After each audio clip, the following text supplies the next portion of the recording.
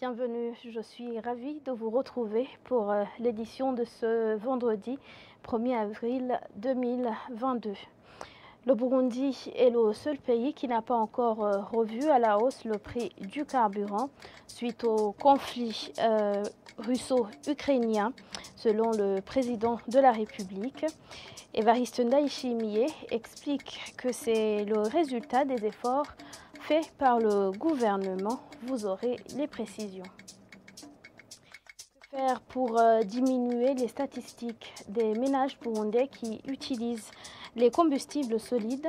C'est l'une des questions qui a fait objet d'une table ronde entre le ministère ayant l'énergie dans ses attributions et les intervenants dans ce secteur. Tout de suite, les détails.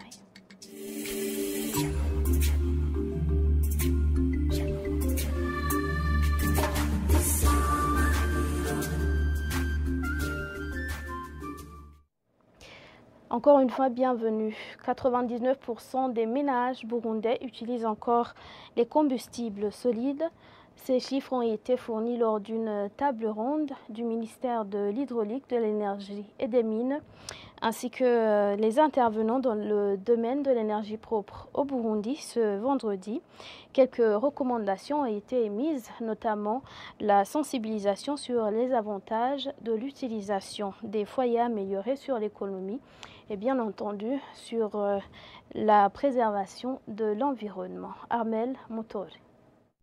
Le taux de pénétration des foyers améliorés reste faible au Burundi, avec seulement 2% de la population équipée, selon le directeur des énergies renouvelables, au sein du ministère de l'Hydraulique, de l'Énergie et des Mines. Vous avez remarqué que le taux de pénétration de ces foyers améliorés est très faible, de 2%.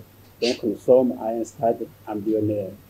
Pour Louis Nahimana, professeur en sciences de la Terre à l'Université du Burundi, les foyers améliorés à elles seules ne suffisent pas pour répondre aux défis de l'efficacité énergétique. C'est un foyer, d'accord, qui est considéré comme un foyer amélioré pour les ménages, mais il y a d'autres systèmes de cuisson, il y a les boulangers, il y a ceux qui font la restauration, et pour ces gens-là, qu'est-ce qu'on a prévu?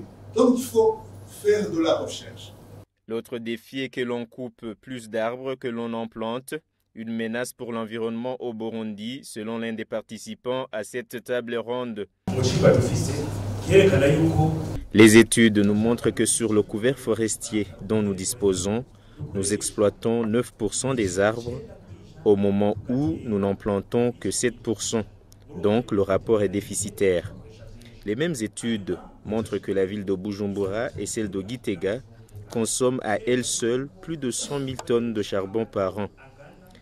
L'étude conclut en montrant que d'ici 20 à 30 ans, si la consommation de charbon reste sur cette lancée, ces villes pourraient épuiser tous les arbres de nos forêts. Promouvoir et subventionner les projets de développement des énergies renouvelables et sensibiliser la population sur les avantages de l'utilisation des foyers améliorés, sur l'économie des ménages et sur la préservation de l'environnement reste une priorité pour atteindre un développement économique durable. Merci Armel Moutori. La pénurie de carburant de type mazout et essence se raréfie de plus en plus en mairie de Bujumbura.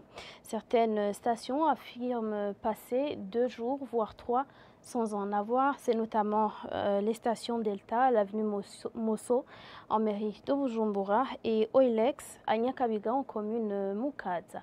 C'est un reportage signé Ornella Mouchou. Aucune activité ne s'exerçait l'avant-midi de ce vendredi à la station d'Erta, située à l'avenue Mosso, tout près de l'avenue de l'université, suite à la pénurie du carburant de type mazout et essence. Des pompistes ont fait savoir qu'aucune goutte de carburant n'est servie depuis ce mercredi. Cette pénurie est beaucoup centrée sur le carburant de type mazout.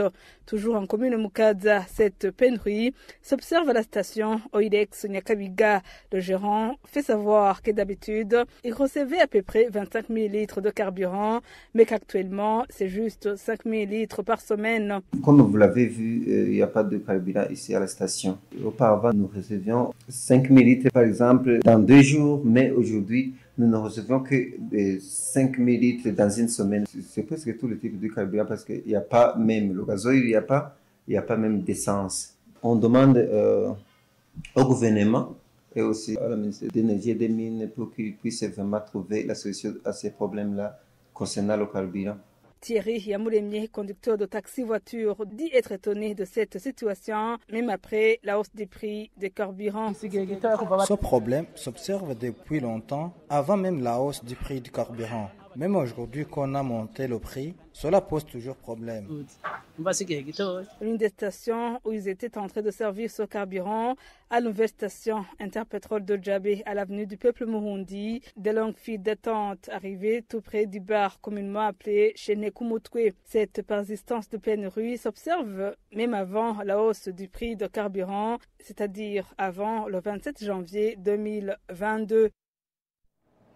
Parlons toujours de carburant. Le Burundi est le seul pays qui n'a pas encore revu à la hausse les prix du carburant, selon le président de la République. Les autres l'ont déjà fait suite au conflit russo-ukrainien. Le président explique que c'est parce que le gouvernement a détaxé ce produit, mais que cette politique a bien ses limites. Suivez-le.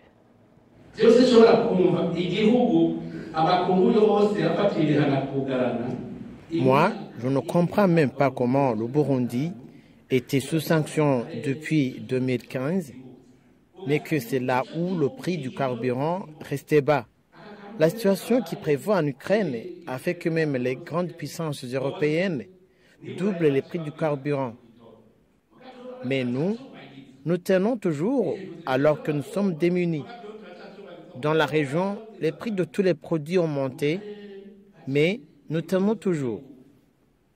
Mais jusqu'à quand cette situation va durer?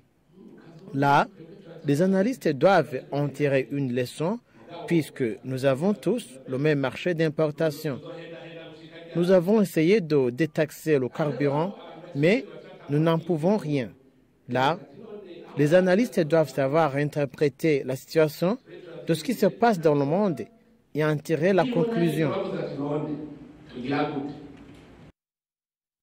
Sachez que le président de la République l'a annoncé lors d'une prière organisée par le parti CNDD-FDD tous les derniers jeudis du mois.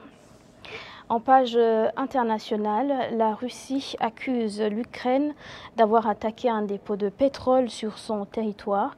Selon les informations d'Euronews, cette attaque qui a fait 2 blessés ne crée pas de conditions favorables à la suite des pourparlers de paix avec Kiev. Images et commentaires.